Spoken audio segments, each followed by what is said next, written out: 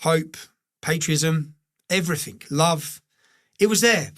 And I looked at it, and that has coincided at the same time, that feeling, with what I'd say is a revival of Christianity in the UK. I've seen that. It's hard to explain. It was the first demonstration in I think the mention of God turns a lot of people off. That's what I feel.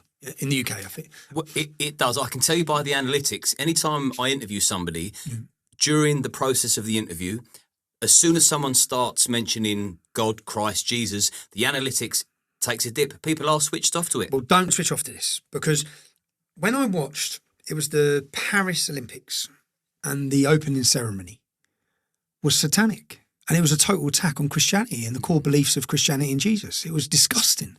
And if someone who wasn't out to defend Christianity at every point, I watched it and just thought, that's done my head in watching that. They would not do that for Islam or Muhammad. They wouldn't mock in such a way at the opening ceremony. Why have they done that? So then we went to the first event, and I gave the microphone to Speaker's Corner Bob, because I knew he was a masculine Christian, and I wanted to counter what I'd seen. And I saw the public's reception to him. And then I saw someone holding a banner saying Christ is King as everyone marched past. And I saw the crowds cheering. And I thought, wow. And then we had Trafalgar Square, and there must be 100,000 people chanting Christ is King. I'm thinking, something's happening here. Something big is happening here. And I think that if you look at when I look now, and I met a brilliant pastor in jail. He was fabulous. For too long, I've met Christian leaders in prison and just thought, no wonder your church is empty. Yeah, too weak. Weak. Cowards.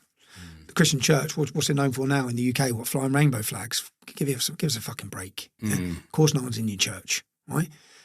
Christianity would not be here now if it wasn't weak and pathetic as many of these leaders have made it. Yeah, I believe that the church has been infiltrated.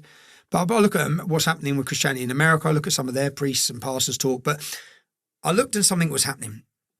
And the statistics now show something's happening. And I think it's happening because, and I went through the Bible, I had Bible studies. I had, that's the one thing I had on a Monday. I had 45 minutes with the pastor, personally. He was an Asian pastor, lovely man, great man.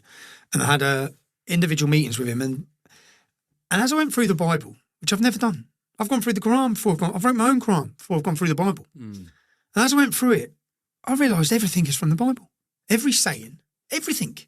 Every part of what our country has been built has come from the Bible. So to people who don't even believe in the story of Jesus or have that belief, it's that's built the culture of Great Britain. That is the reason this country has become such a beautiful nation. And when did this country start to fall? When did it decay?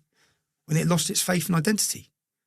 And I believe the church are partly responsible for that. So I don't think people leaving church. I think the church is partly responsible for that. They've been a joke. But I think that something huge has been happening at our events and as I witnessed, and I wanted to try and tell that story. And for me, it was all,